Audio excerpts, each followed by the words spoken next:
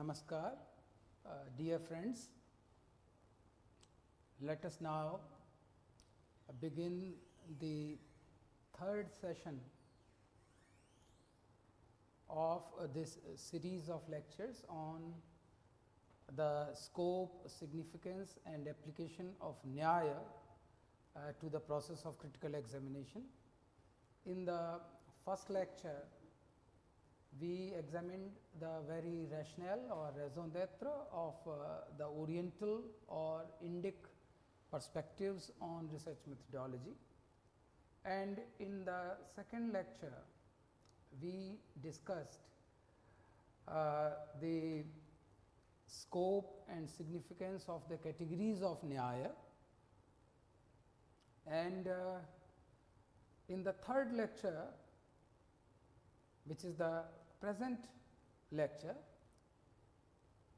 we will try to see in very brief the application of Nyāya to the process of critical examination. So, since this is again a very vast field that can't be taken up in 2 sessions, but I will however try to apprise you of the practical implications of the application of Nyāya to the process of critical examination. So, let us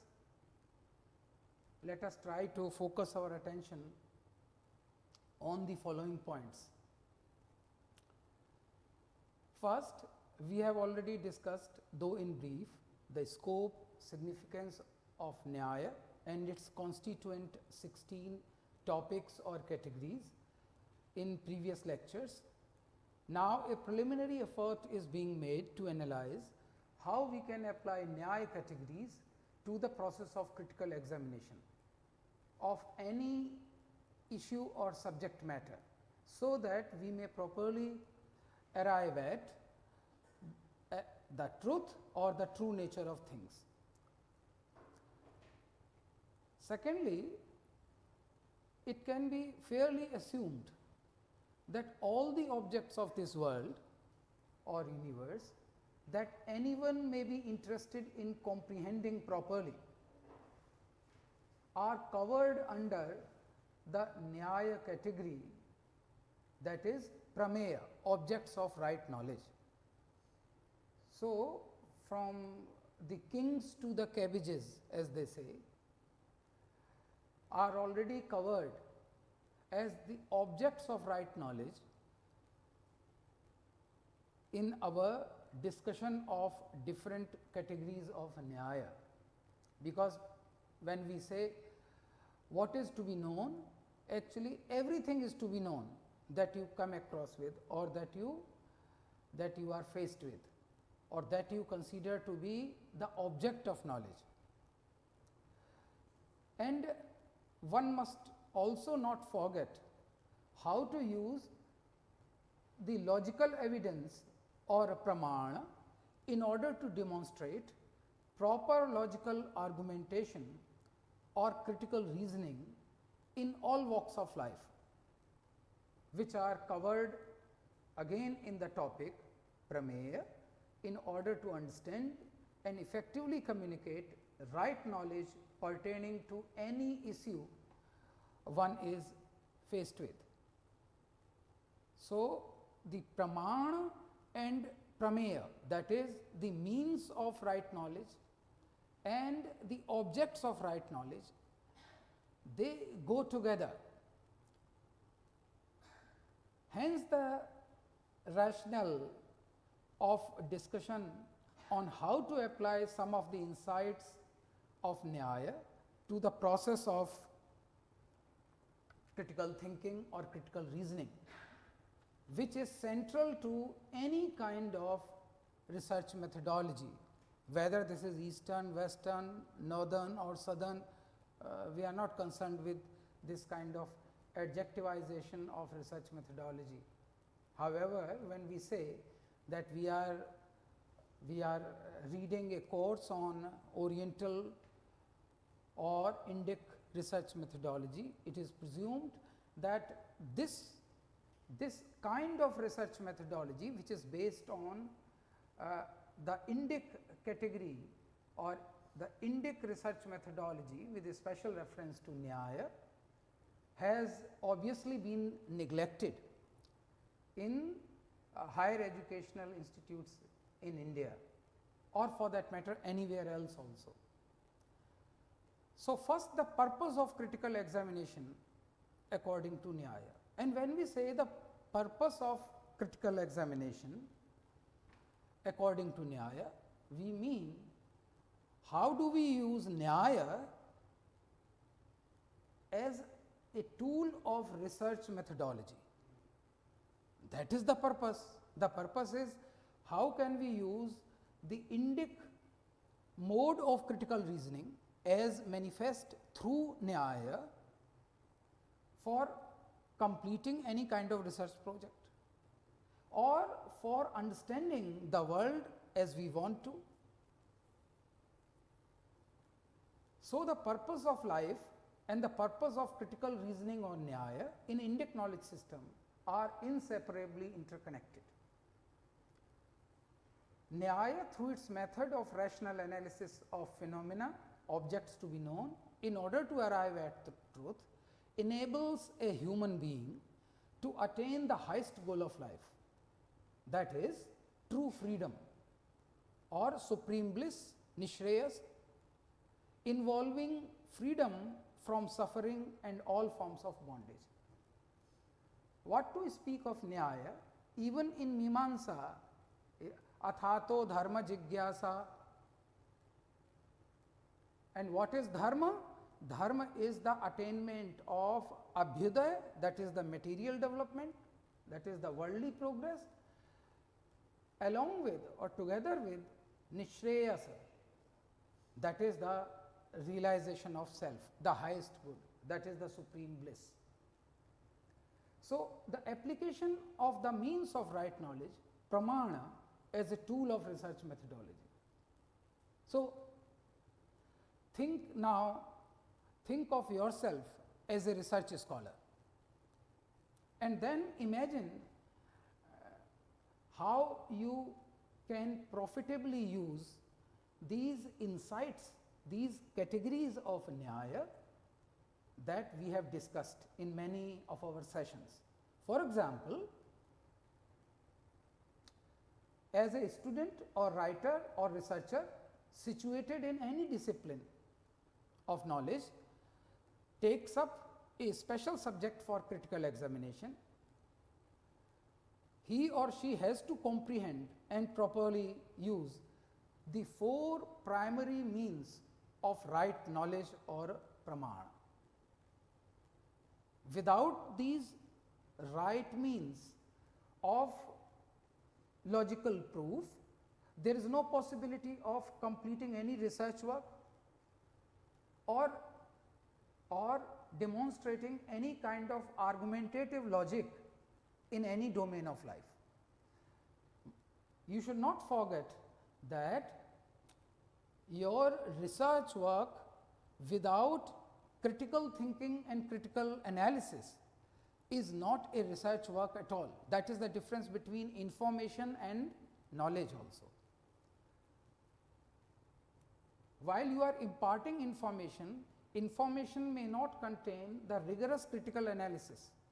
Information, as you receive a particular bundle of information and you unload that information by means of communication to someone else, that is the exchange of information, but that is not the creation or dissemination of right knowledge.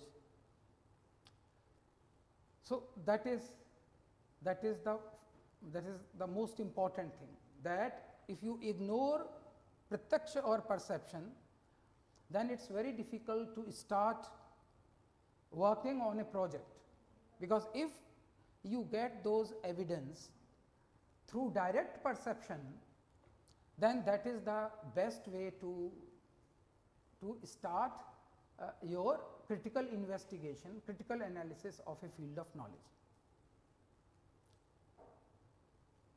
that's why you see that even the narrative approach to research methodology is now being adopted even in the West. Narrative approaches, suppose Garima is working on feminism and the so called feminism, because Garima Tripathi may not be knowing what feminism is as an Indian, you know. But suppose she works in the domain of the so called feminist field of research methodology, she will have to adopt those tools of research methodology designed in the West, and she would apply those tools to the analysis of Indian context or Indian narratives.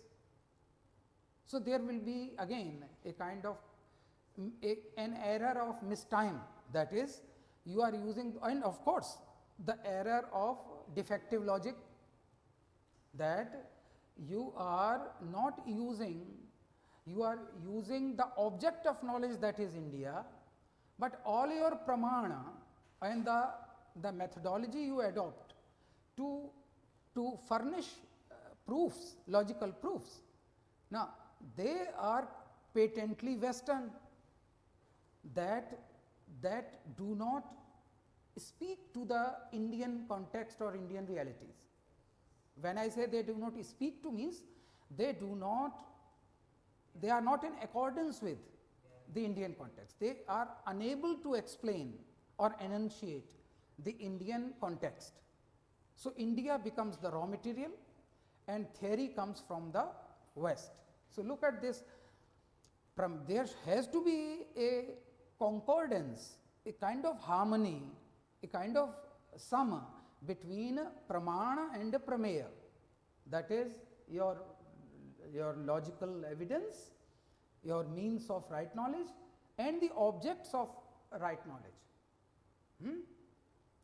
Like, will you use the value of G or gravitational force that prevails on the surface of the moon to find out the weight of a commodity or object on the earth? What is the difference? The difference is the value of G even is different. It is 6 times more on the earth. So, mind you, otherwise value is constant on the earth. And so, again you see that concordance between right means of knowledge and the objects of right knowledge has got to be properly seen and understood. And then the application of yes, and for the conduct of research in any field of sciences, social sciences and humanities, the error free cognition gained through the means of perception or pratyaksha, that is the direct contact of senses with the objects of right knowledge, is of great significance. That's why I say, if you have experienced a particular form of injustice yourself as the subject of a perception, then you can also use that narrative method. What is that narrative method? That since you are the pramāṇa, because you experienced that particular injustice against women, injustice against men also done by women, both ways it is true.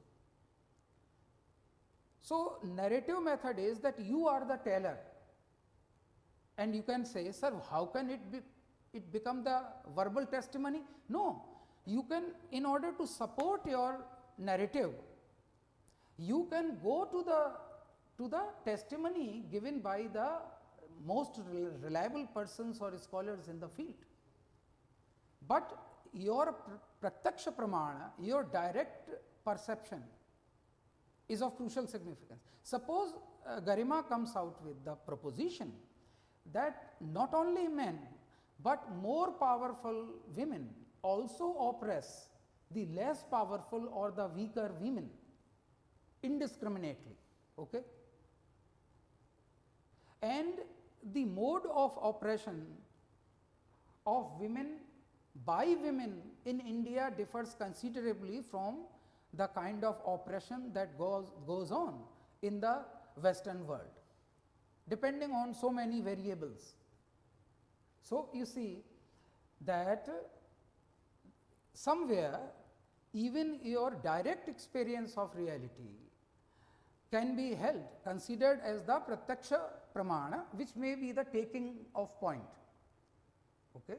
Of course, it is not that you can imaginary or you are in an imaginary or hallucinatory world and you come out with a thesis that I went to the Mars and I went to United States of America and I was subjected to some kind of trauma, whereas you never moved out of India.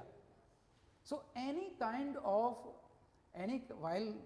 while offering that your personal experience as the pratyaksha pramāṇa, direct perception, any kind of pseudo statement, you know, may not pass the whole process of rigorous logical argumentation. Because if you are manufacturing some kind of pramāṇa, that will become pseudo reason, that will become pseudo inference. So, as I said that I gave you the example of Alan Sokal, who, because he felt that there is so much of hypocrisy in the Western domain of research. Shivadi, show her that Alan Sokal's book in the PDF form. You know, that Alan Sokal wrote a paper which was not written by any author, and he referred to that paper. It was written using the deconstructionist approach to reality, and he referred to that paper that nobody wrote. Nobody wrote, because he used the name of a non-existent writer to refer to that paper, and he analyzed that paper, presenting that false proof.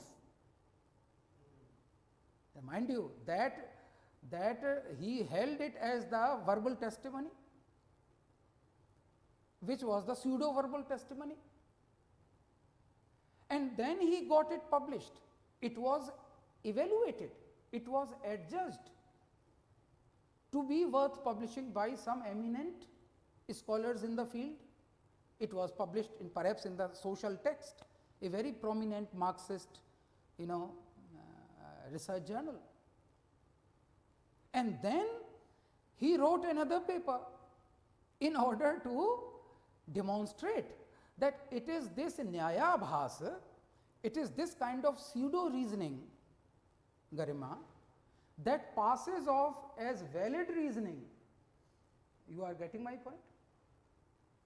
What can be the better proof? You have two very important books and the PDFs have been circulated to you, Garima. You can refer to them. That I choose not to use the feminist framework because that may be the means of right knowledge in the Western world. Even there is a kind of disillusionment against the essentialist feminist framework, but when you use India as a prameya, that is the situation of grief-ridden women in India, then there is a fit, there is a rupture, there is a gap between the prameya and the pramāṇa. So, that is a very important point that I wanted to make, because all of you are writing some kind of dissertation or the other, or some are trying to enroll themselves as research scholars. It is something like that. If you analyze Premchand's Kafan or the Shroud, and you use a deconstructionist mode of critical analysis, and you say that there are neither human beings in the form of Ghisu and Madho and Buddhiya, and there is no operation, there is no society that is responsible for the condition of miserable condition of Ghisu, Madho and Buddhiya, because there are no essences, there are no realities which are represented as realities in the narrative of the Shroud, because because the story would be devoid of meaning, that is, would be devoid of the central locus.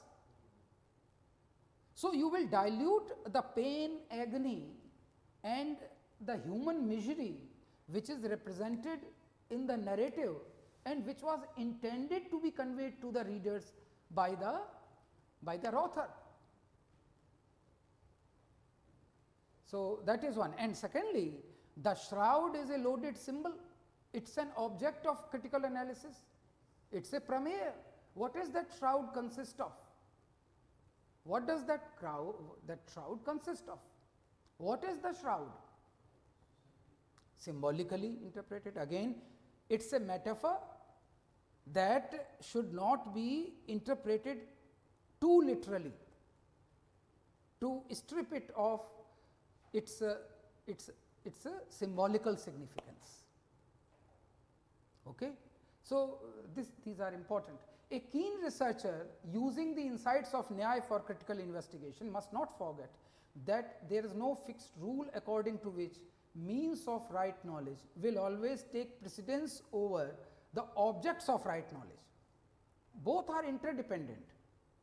As I said, that when you use the means of right knowledge, that is pramāṇa, even you have to know the pramāṇa yourself. So, pramāṇa, till you understand the significance of the proofs, remain the prameya, because you have to understand the pramāṇa first. Okay. For example, eye is a means of perception. I give you an example. Eye is a means of perception, direct perception, pratyaksha pramāṇa, as well as an object of right knowledge. In the prameya, there is a prameya called indriyas, and all your 5 indriyas, 5 senses are the objects of. Now you got the point.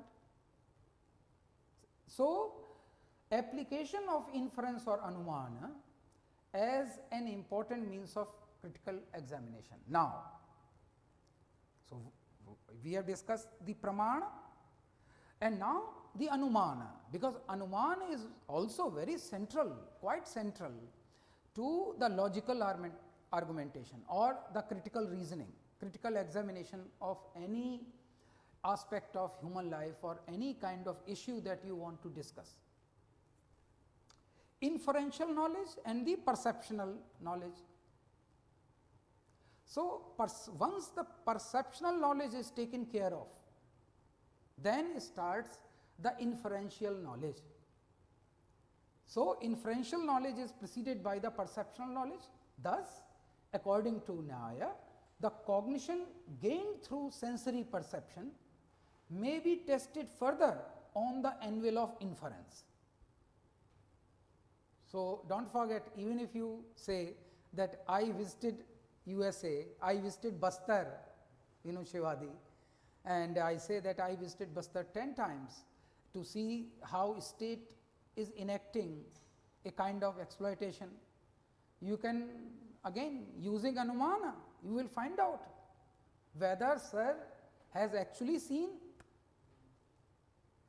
Bastar, because when I say the state apparatus is responsible for exploiting and torturing the tribals, in Chhattisgarh or the Bastar area, then he would ask for proof. Sir, when did you visit? What was the context? What was the prayojana? So, you have to be very careful. That is why the significance of Allen so-called, because he created a kind of pseudo inference in order to create a pseudo knowledge or pseudo logic, that passed off as Nyāya, that passed off as the right knowledge and the right inference. A researcher must use the 3 forms of inference, that is from cause to effect, from effect to cause, and the commonly seen in the process of logical explanation of any aspect of life or knowledge or truth. So, that is to say, if you say the condition of women is bad in India, then is this the cause or effect? For some this may be the cause, for some this may be the effect, then what is the cause? If you say that some of the women in a particular segment of population in India resort to immoral practices, then remember the effect may be the cause. That is the condition of women, the abominable condition of women or poverty rampant among women triggers off or impels those women to find alternative means of survival, and resorting to immoral human trafficking is one of those means. So, and whereas in other situation, when the condition of women is the effect, then it will be the effect for which you have to find out the cause. These are the two things, but the third thing is that the commonly seen, samanyato drishta. You might have seen that something happens and then something else happens also. Hai na? So, the condition of women, that is belonging to either the higher income groups or those women who are privileged women, and how they interact with or treat those women who belong to the weaker sections.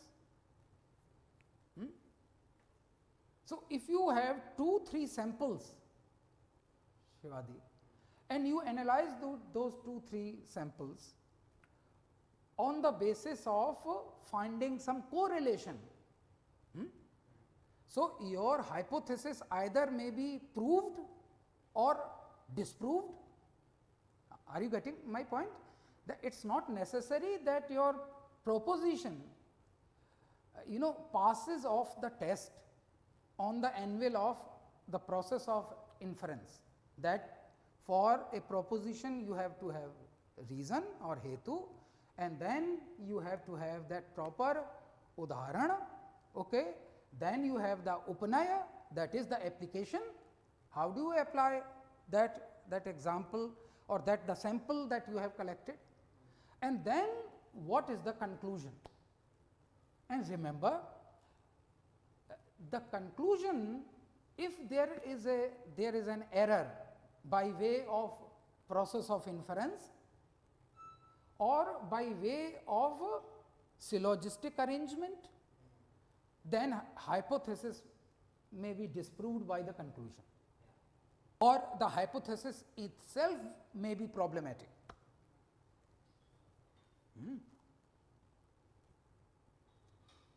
According to Nyāya, now we can discuss some implications of prameya in the context of doing research.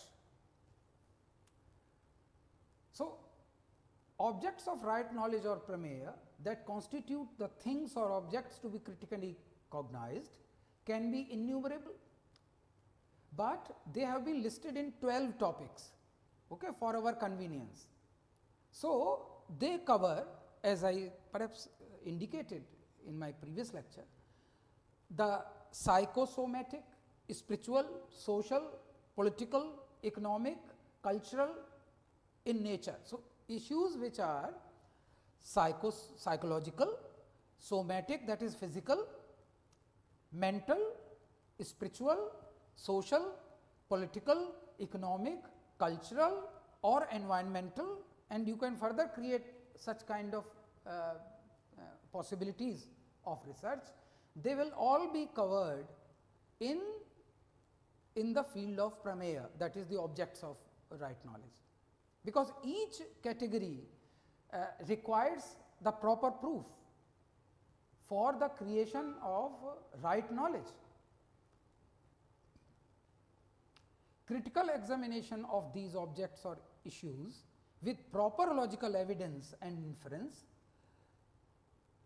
yields true knowledge, that is prama, that leads to the attainment of true freedom or release from pain and suffering.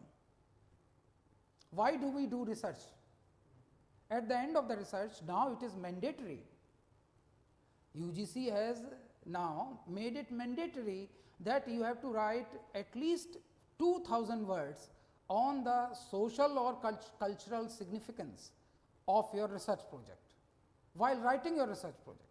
Even in your synopsis, there is a section where you use 200 words, to underline how your research project addresses some social, cultural, spiritual, environmental issues of the day. Now, saṃśaya, doubt. Now, we are speaking as researchers.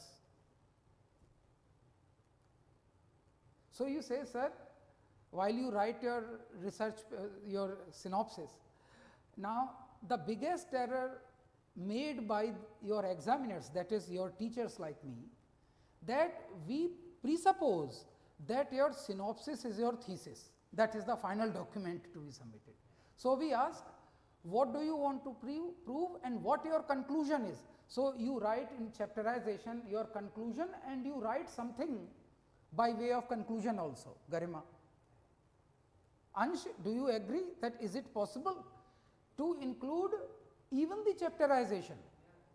You can't and you cannot write if you are a student of Nyāya, because the process of application has not yet started.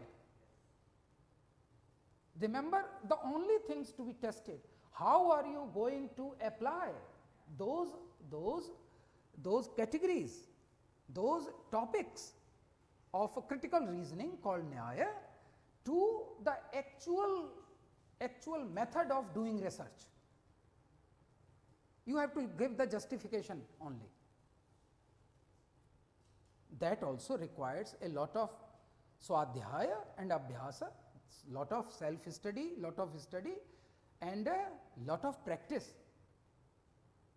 But to write a very neat and clean synopsis where everything stands already sorted out, you say the writer in this novel also illustrates this kind of post-humanism, this aspect of post-humanism which is envisaged by Sri Aurobindo. No, you can't write like this in your synopsis. Whether this is the synopsis of the finished work, Ansh, there is a synopsis or summary of the finished or this is the synopsis of the very logical method that you are proposing to use. Now, you see the difference, Shivadi? So, but the fault does not lie with the researchers, the fault lies with teachers like us, that we think that our researchers should be free from doubts. No, ab initio, you have to have doubts like Garima has, like Shivadi has, to do and not to do it. Sir, if we include this, then what will happen to my central argument? These are the very constructive doubts. And once you know these doubts, understand the significance of those doubts, then you also understand how you should doubt properly the other critical methods or other ideologies which are central to the Western research methodologies. Mind you, if you are self-critical and self-critical enough to doubt your own the practical applications of your own tools to the study of any aspect of knowledge, then why shouldn't you be equally, I would say, suspicious or skeptical? So, that is also a point. While we go on doubting the legitimacy of the Shruti, Smriti and our philosophical traditions and our Dharma Shastras and our social texts like Kautilya's Arthashastra or Yagyavalkya Smriti, or for that matter our tradition of writing Smritis and Dharma Shastras, you know, they are also contextually relevant. So, contextual relevance, whether the caste system is jati pratha, whether jati is birth based, what is the relationship between jati and varna? Using the Western research method, you would never arrive at right knowledge. Are you? Because they will confuse they have a category called class, and they will superimpose that class either onto jati or onto varna, and ashram is not known altogether in their tradition. But you have accepted their terminology and their methodology, you know, which comes with their vocabulary of research, you know, that to talk of jati and varna and their correlation is Brahmanical, patriarchal, anti-humanity, anti-women, okay, casteist, such kind of reductionist research methodology, when there has been no effort on the part of the researcher to understand the vast storehouse, the treasure trove of our own logical critical reasoning, is the palpable proof of our own blindness to truth. We can't blame the West or the colonial discourse for imposing this kind of blindness to truth or towards truth. That is self-inflicted.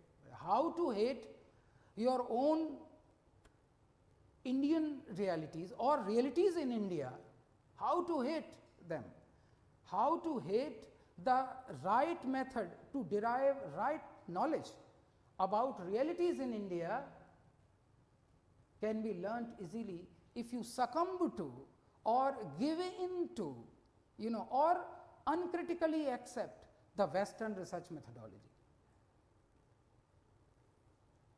So, a good researcher will not only comprehend doubt or saṃśaya, but also use doubt and saṃśaya, you know, to be self-critical and to be equally critical. When I say critical, does not mean condemnatory. No, I am saying critical means you will use critical logic to interrogate his or her own tradition as well as the tradition that comes from the West.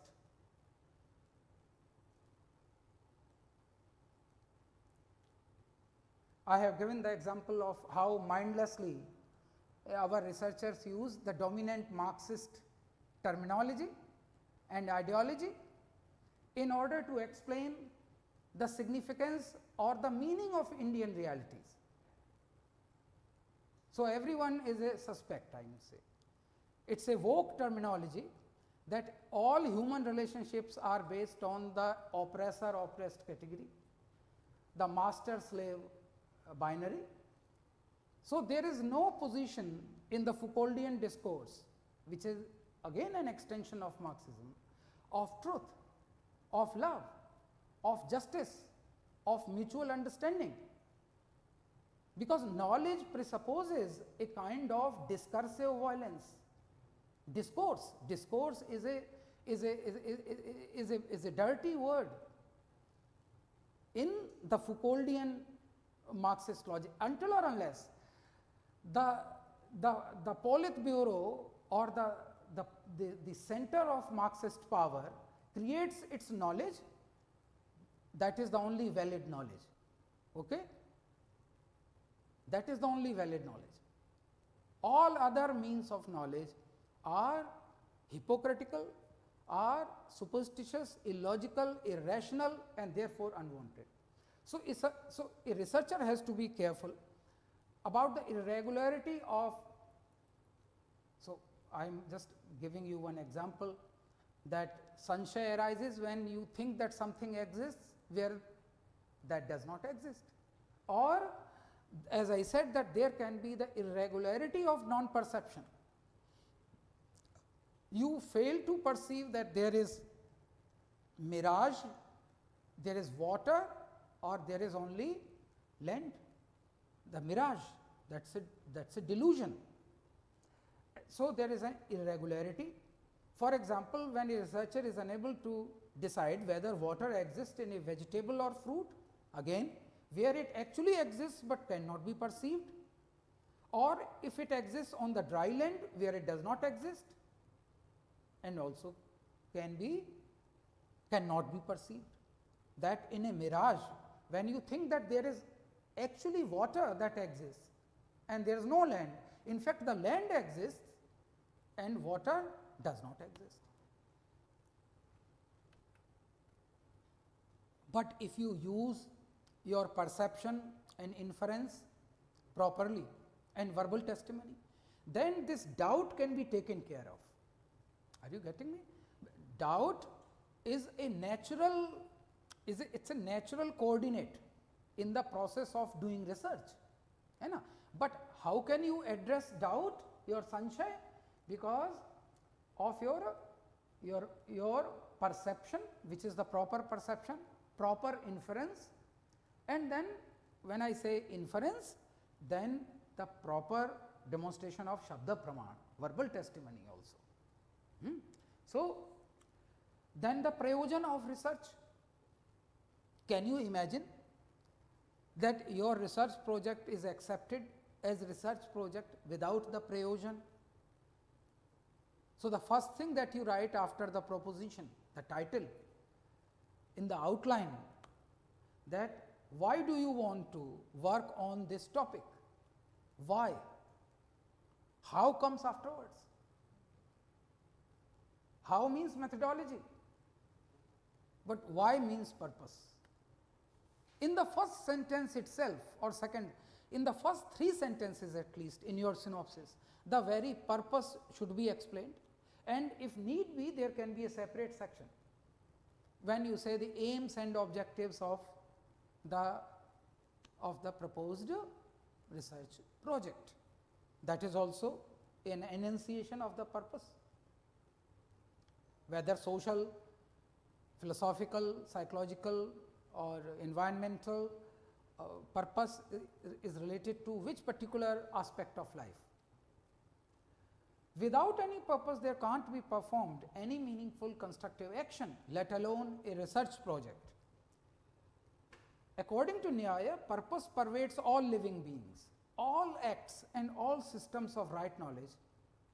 No creature will act if there is no prayojana.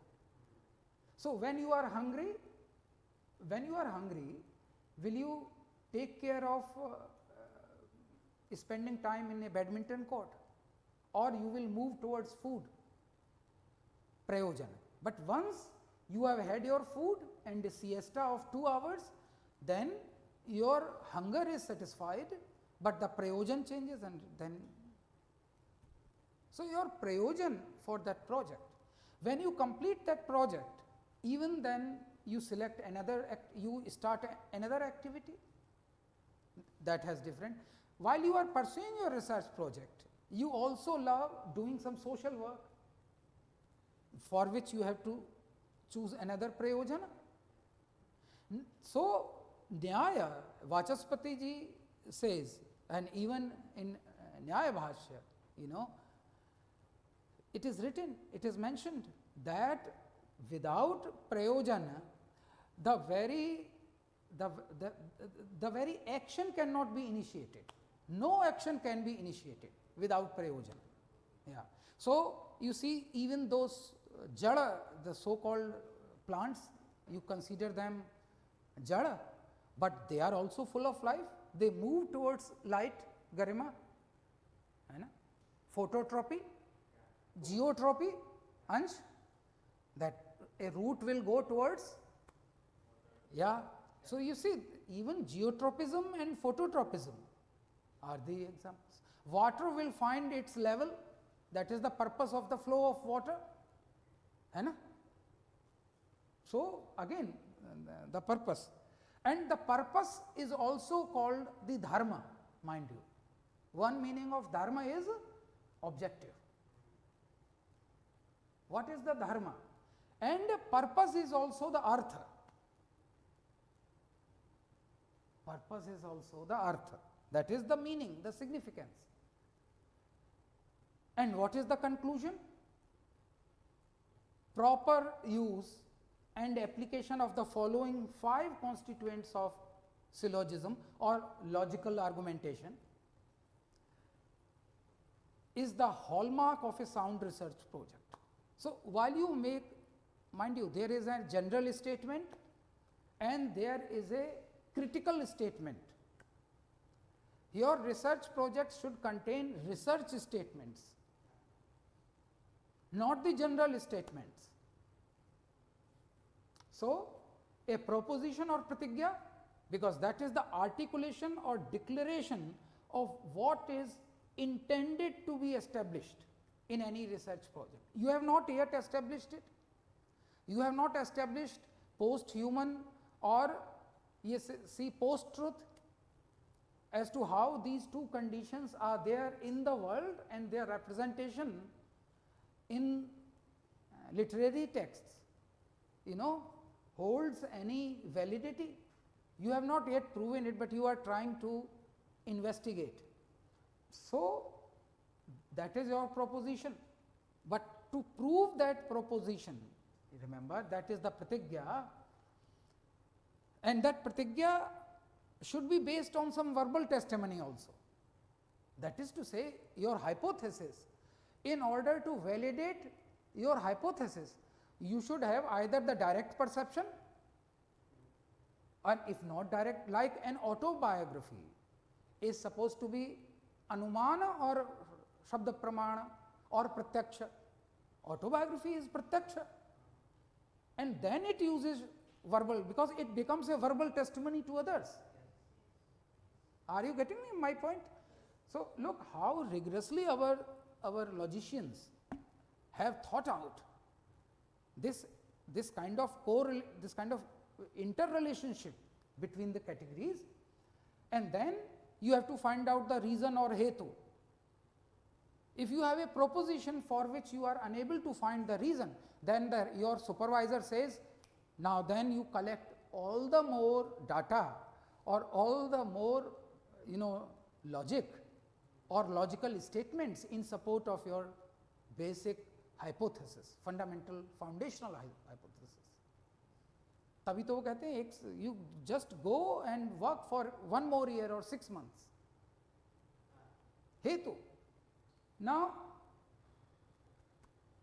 for example, proposition sound is eternal, reason given because it is produced, and sound is eternal. So, again this can be affirmative or negative. Now, sound cannot be eternal if it is produced. And so, remember, even if you come out with a reason or hetu, your supervisor may send you back to the drawing board, collect more proofs in support of your basic process, basic proposition. And examples of affirmative character, whatever is produced is non-eternal, as a pot. A pot is produced, and therefore pot is non-eternal. The example, pot has the same character as implied in the reason, being produced. Are you getting me? And therefore both are non-eternal. That is, pot is produced and whatever is produced is non-eternal. That is the affirmative character of reason. It is attesting that proposition, and therefore both are, the conclusion is both are non-eternal. Likewise, the proposition that sound is non-eternal, reason because it is produced, examples of negative character, that whatever is not non-eternal, mind you, double negation, whatever is not eternal, that means what is eternal, है ना, is not produced as the soul. है ना? So once you compare it with soul, then there is a different kind of reasoning. So that is again, it is important to remember that reason or hetu is the vehicle of anumana. Look, without reason, anuman cannot be instrumental, because what you infer, you know, this process of inferential knowledge also depends on the agency of reason. If you come out with an inference that does not stand on reason, then there is hitvabhasa, that is fallacy of reasoning, error of reasoning. So example, the third one, example is an object of perception. An affirmative example, udaharanam, is a familiar instance which is known to possess the property to be established as illustrated in the above example. For that matter, democracy in India, democracy in Pakistan can't be compared, they can be contrasted. But you can't use democracy in China or socialism in China and socialism in India. You can't compare the economic setup of China and the economic setup of India. Even in udaharana, you have to show as to how the similarity, or I perceived this thing in the past and I perceive this thing in the present, then on what basis my past perception of the similar object, of another object, you know, can help me understand the present object. Present object means the object which I am concerned with right now. So you use that past perception, that which shows some commonality of perceptional knowledge, है ना? That you also start inferring, that is, you use that as a kind of means of inferential knowledge. Now, a negative example is a familiar instance which is devoid of the property to be established. Negative inference. Suppose you say that India and Pakistan and Bangladesh are the three vibrant democracies in Southeast Asia. Can you make this proposition? Can you make inference from the statement that Pakistan is a democracy, India is a democracy, and Bangladesh is also a democracy? Then upamāna is the application. So when you have the reason, you have the examples to explain that reason, and how that reason or hetu explains the proposition. Then the stage is that of application. How do you wind up the argument? So applications are of two kinds. That is the affirmative, that is they are expressed by so. So whatever is smoky is of fire, or whatever is smoky turns out to be fiery, okay, as in kitchen, okay. So the hill is on fire, so the hill is fiery, है ना? So again that application, and so it is expressed by so, and again tathaivacha or atathaivacha. It is not so, it is not thus. Though these three countries proclaim to be democracies, but in fact India is not like Pakistan. Na tathaivacha, atathaivacha. So negative character. For example, treatment of nature in the poetry of Wordsworth and treatment of nature in the works of Shelley. Both are romantic poets. Again, they never professed themselves as romantic poets. But you see as to how nature, the treatment of nature, representation of nature varies from poet to poet, and it creates different meanings altogether. So, that is again as to how you apply those insights, whereby you have the proposition that all romantic poets were attached to nature, then whosoever was romantic loved nature, and therefore all the romantic poets wrote on nature in the same manner. Now, it is the wrong hetu, this is hetva bhasa, and this is the wrong inference, pseudo inference also. So, while writing, constructing his or her logical argumentation, it is necessary for the deconstruction of, or for the demonstration of critical analysis, a researcher should remember that the conclusion is the confirmation of the proposition. Otherwise, it is not conclusion. You have to go back to check whether you have used the right reason. If your conclusion, so how can you conclude in your synopsis? Because the process of critical reasoning and its application is not yet over. मेरा समझ में आ रहा है? इसलिए most of the systems, in our tradition, they have been written in an open-ended manner,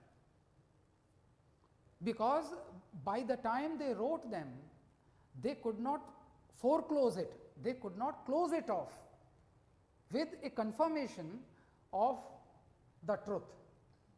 So, they were involved in the process of argumentation, in the process of arriving at truth without being able to arrive at the conclusion. But still they are very important contributions to research methodology, mind you. For example, the proposition is sound is non-eternal, asthai hai, non-eternal, anitya hai, because it is produced.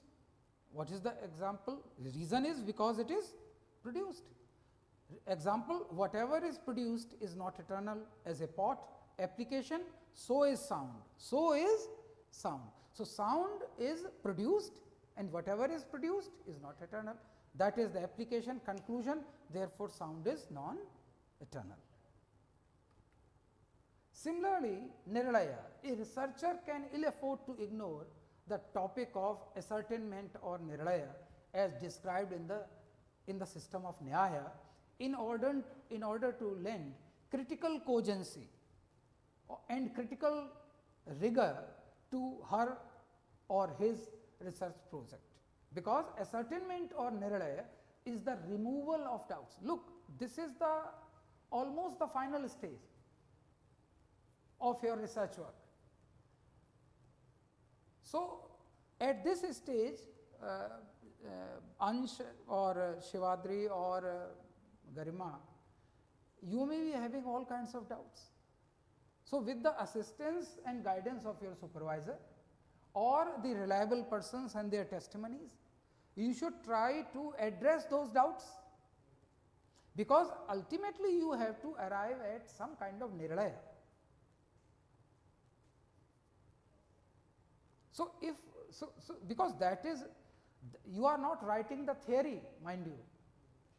Theory can remain incomplete, because theory, as I said, that theorization means a systematic sequential arrangement of the process of arriving at truth without actually being able to arrive at truth. समझ में आया ना?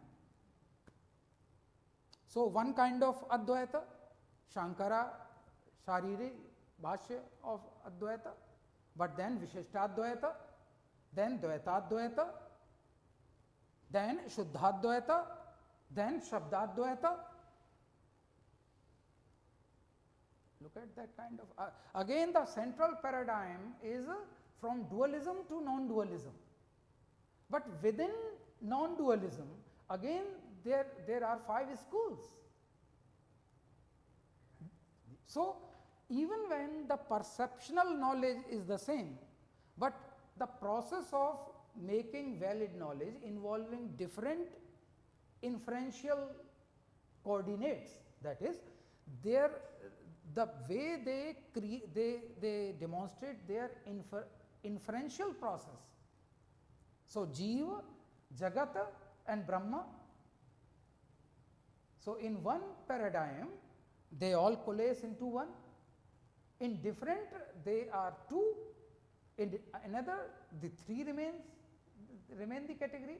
All ultimately become one.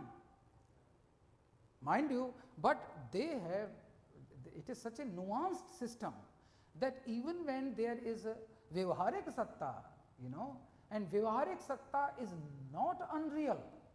If it is not real, it is neither unreal. And Paramarthik Satta, which is the reality, the real reality, the problem with real reality is that it cannot be explained through language. Because language, whichever language you use, language has a basic disabling feature, that it can't represent reality in totality. Therefore, ko aham is the question of questions. Who am I? And the only answer is so aham. Again, the question is echoed, like your boom, your echo is echoed in the Barabar caves.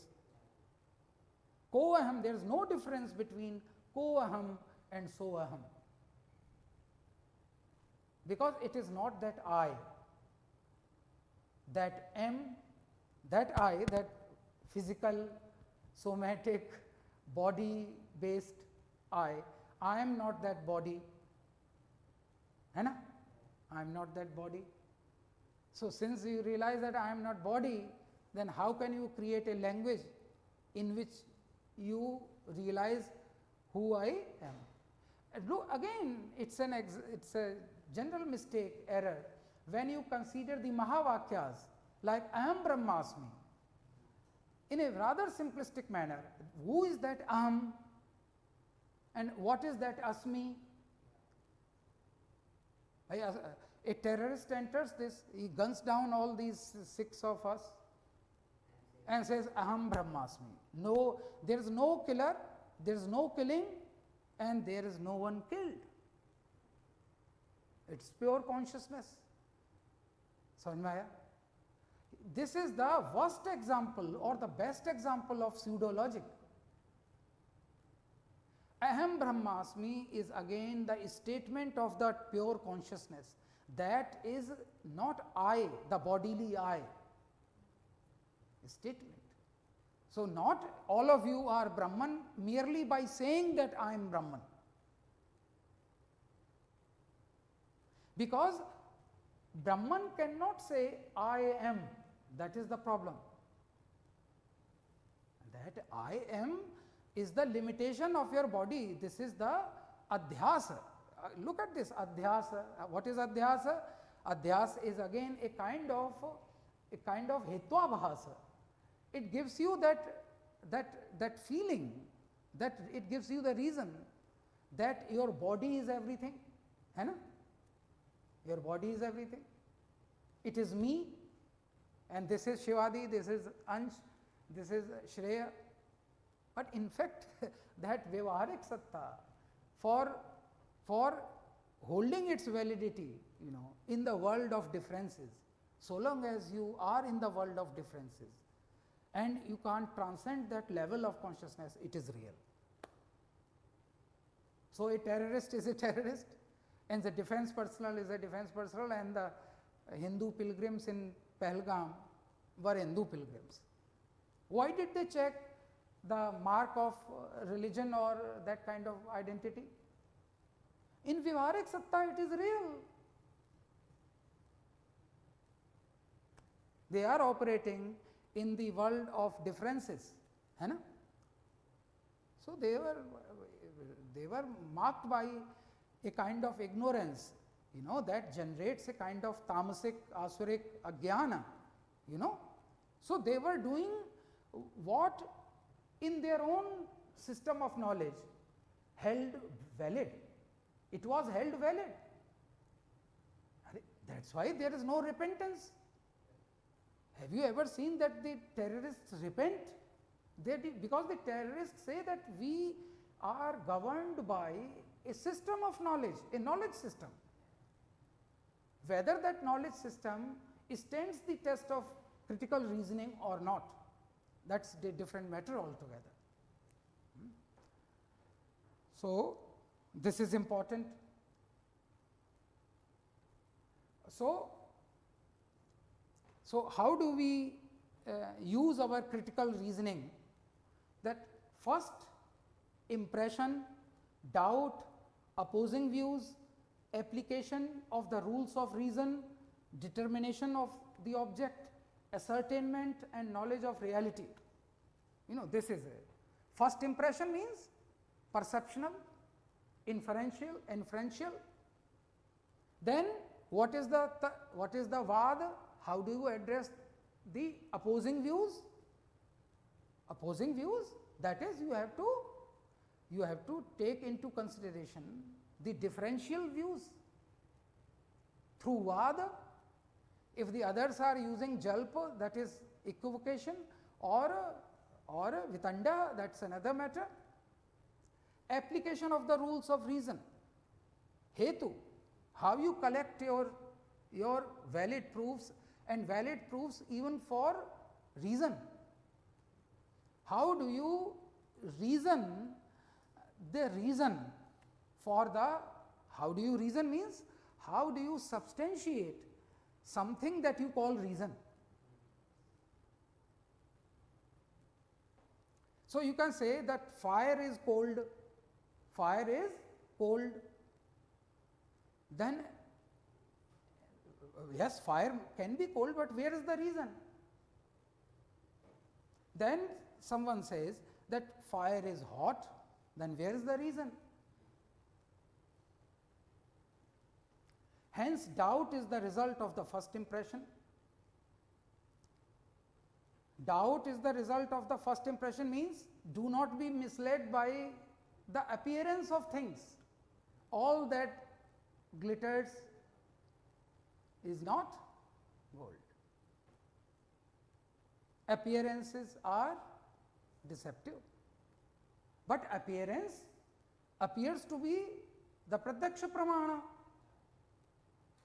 The Charvaks erred because they considered the pratyaksha pramāṇa without taking recourse to inferential perception.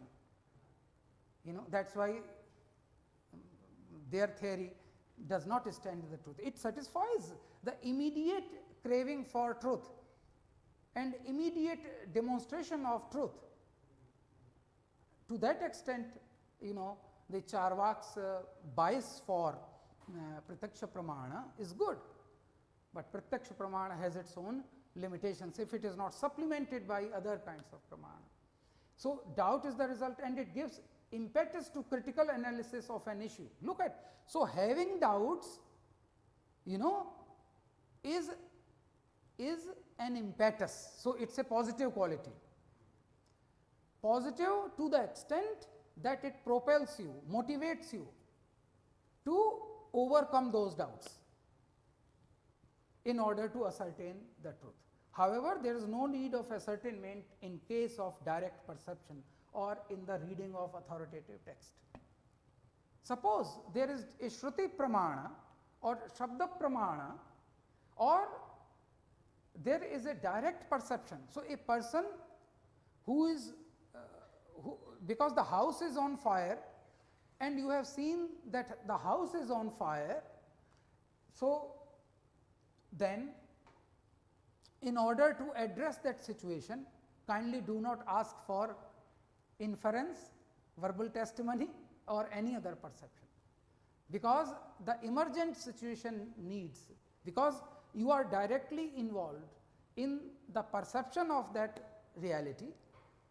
So, therefore, this is also, so this is the suggested reading list which has been appended to it, you know. Now, the question is that in the writing of any research project, you may think of writing any research project, what are the possible difficulties you encounter by way of justifying your proposal and the central proposition of that proposal. Just think of it. Formulating research questions, but first you have to be sure of the proposition itself, that is the topic.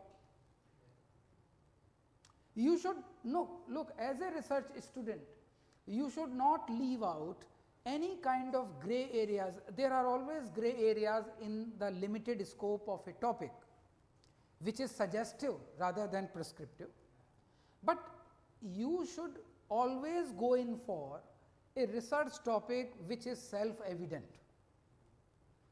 When I say self-evident, means it makes a direct reference and not an indirect reference to the central problem that you are investigating in your research project. Like suppose you are working on the condition of women. So, what is your perspectivization?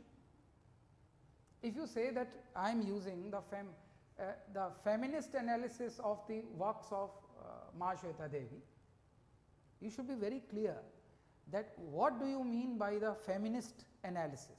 Yeah, a study in feminism, analysis, critical study of Nyāya Devi's characters with reference to these stories, a feminist analysis. Now, what do you mean by feminism? What do you mean by feminism? As to how you derive your research methods from a methodology which is not Indian, but Nyāya Devi never wrote even a single story on the Western context. So, so first thing, it is not that the Western critical insights cannot be used in the analysis of Indian conditions. I am not foreclosing the possibility, but remember, realities and the analysis of realities in terms of pramāṇa and prameya,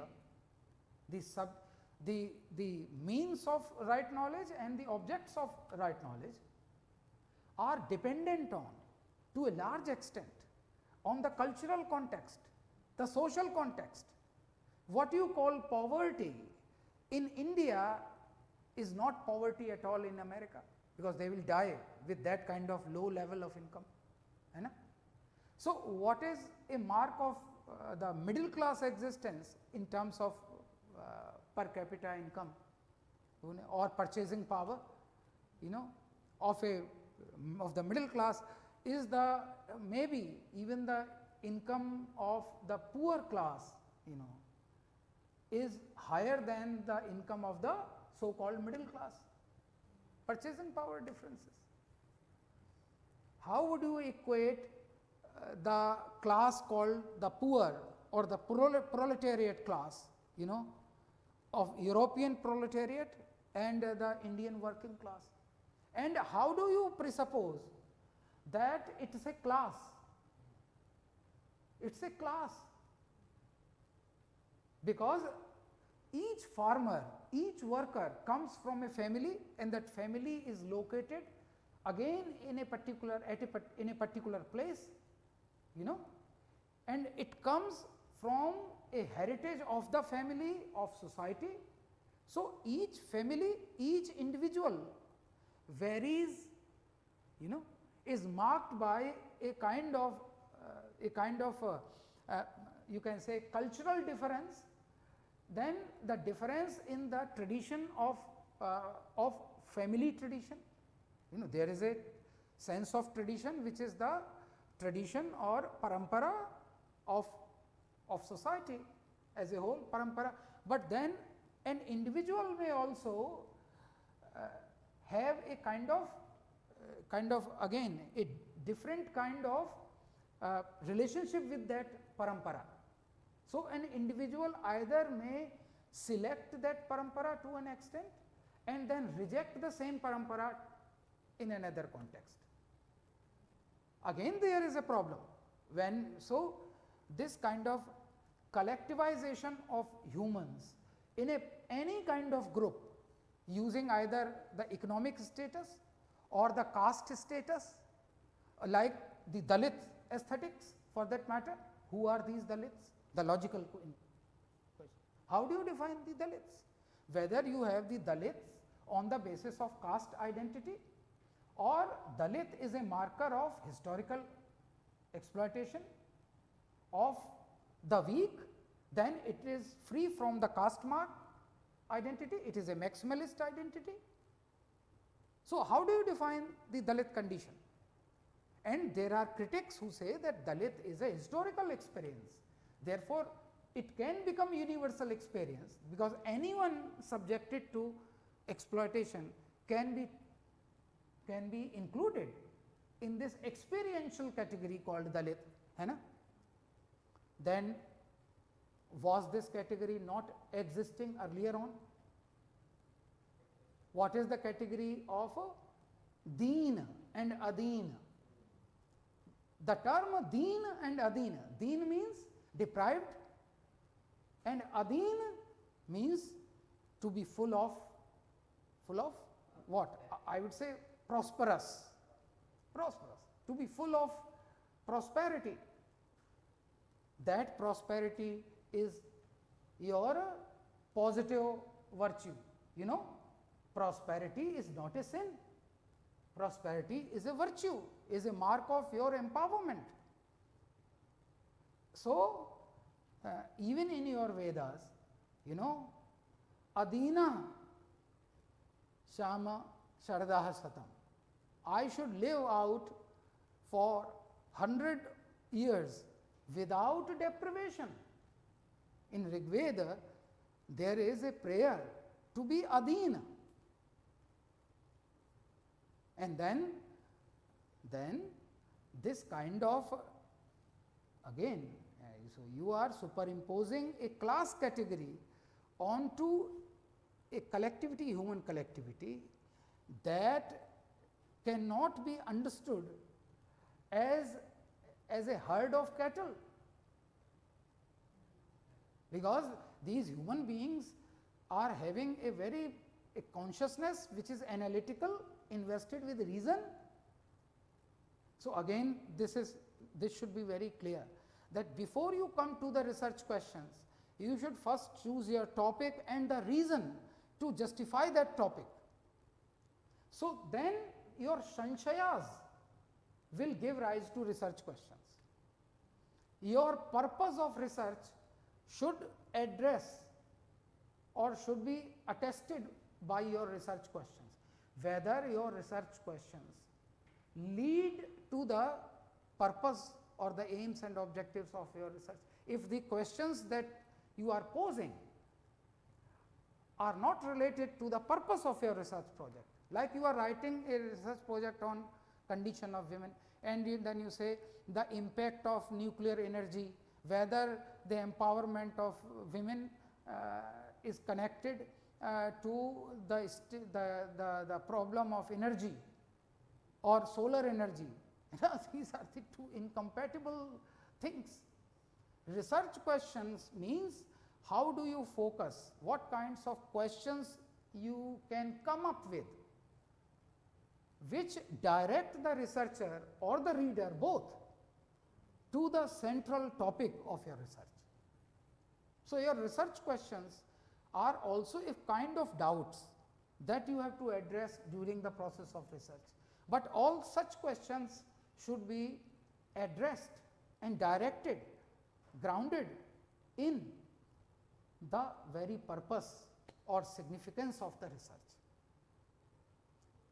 You cannot suddenly make a research question that what is the relationship between the women of Bihar and the women of New Jersey, working women of Nalanda district and the working women of New Jersey district. This is not a research question. If your research topic is about, your central proposition is to analyze the representation of women, of working women in the district of Nalanda, then why are you worried about, yes, during the course of research you may refer to their conditions by way of making either a difference or similarity, but this is not the research question. No, so this is it. Any other question that you think can be of importance or significance in the framing of research proposal, which is related to Nyāya or critical reasoning. You have to check out constantly that the reasons that you are giving to justify your questions, to justify your research project, are arrived at through proper inferential process or not. Suppose you cite all kinds of Western sources, you go to your library, there are many kinds of encyclopedia of feminism, Rutledge Reader of feminism, there is an encyclopedia of religions, but you see, is there any kind of reference or every major Indian thinker, or there is a śabda pramāṇa, verbal testimony, where an Indian thinker has also been included, because the Indian thinker takes care of those contextualized realities which are peculiar to India? No, they are talking of Europe, America, Latin America and the indigenous societies like the Aborigines, natives, or the colonized people, now they are called the post-colonial societies, there India is also included. But remember, there is no category of Indians in the category of thinkers. You are only a category to be studied as native people, discourses from the margins, India. And they will never qualify. Discourses from the oppressors, that is the West, which is the historically proven category.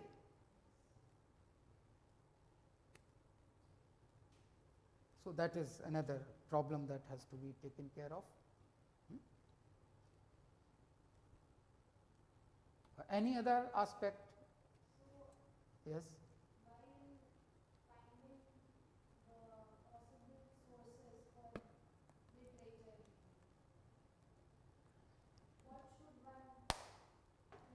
The starting point is to recognize or cognize what is the object to be known, prameya. For if prameya is related, that is the object to be known or the object to be cognized is related to India or is based in India or is of India, then you have to collect the pramāṇa, that is means of right knowledge, which should be in consonance with the Indian context, that is the prameya.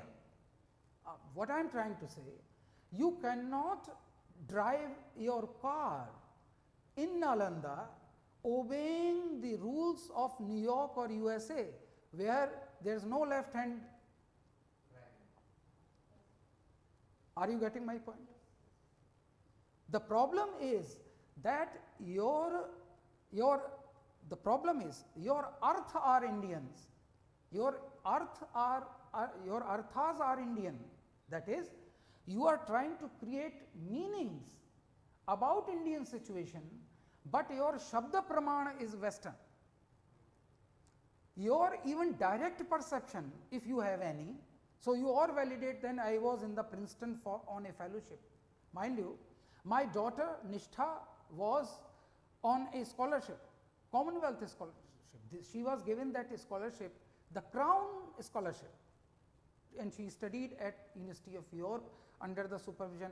Terry Eagleton was one of the judges, the Marxist Acharya Terry Eagleton, and he complimented my daughter for having the courage to understand that Western cultural studies discourse through the prism of Swaraj, Swadeshi, Sarvodaya and Satyagraha.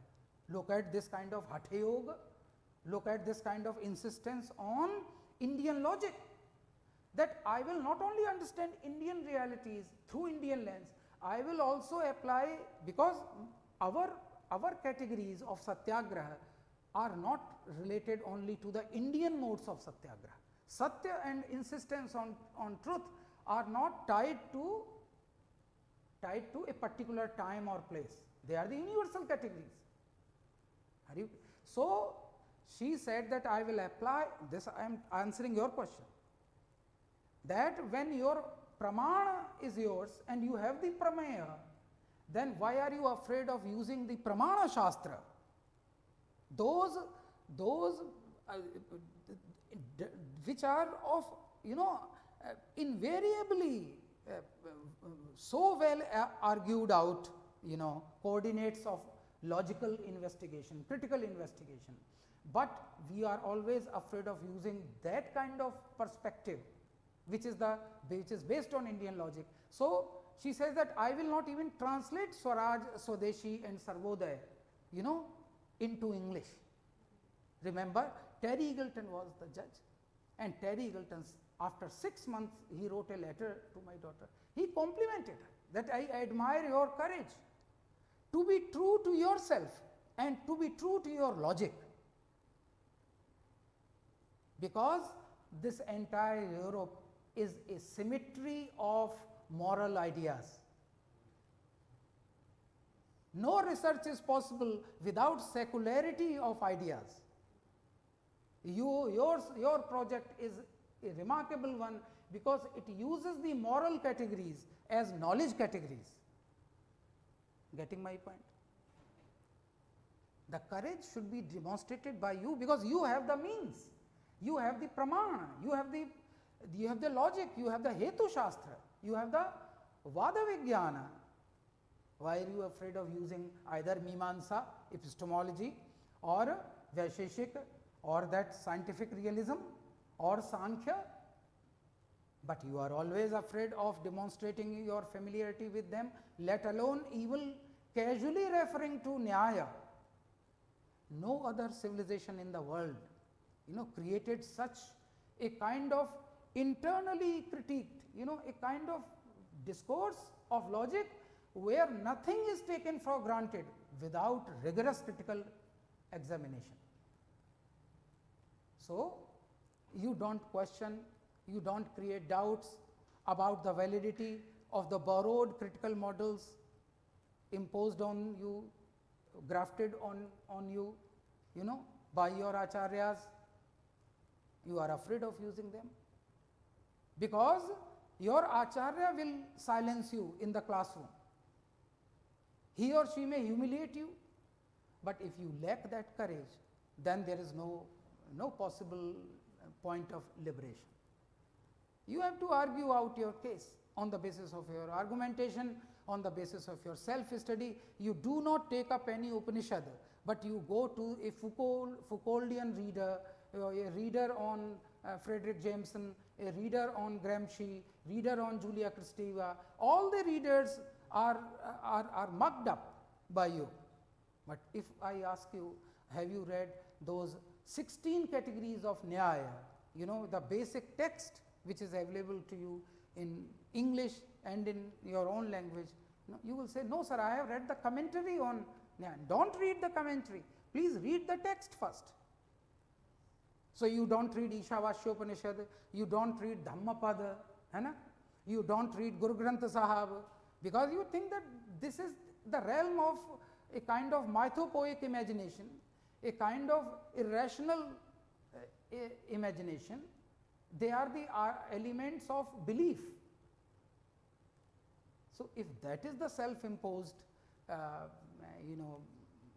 condition of the researchers in India, then there is no point of I mean say having any hope, any liberation, because then Terry Eagleton will not write. He would write, I appreciate your project because it demonstrates the validity of Western research models. Suppose if my daughter had used the Foucauldian, a Julia Kristeva, a deconstructionist mode of research, even then Terry Eagleton would have appreciated that you are using a European model of research to discuss the European discourse of cultural studies. That is that position, but he gave that a special compliment, that you are not changing the categories of your logic, which we think are moral, which are pertaining to the moral logic, but they are not epistemological categories. Are you getting my point?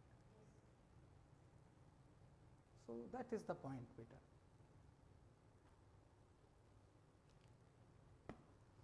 So, thank you very much for your patience and for your courage to hear me out, and I thank all of you and the department of this is world literature or English literature or English studies at Nalanda. So, thank you all.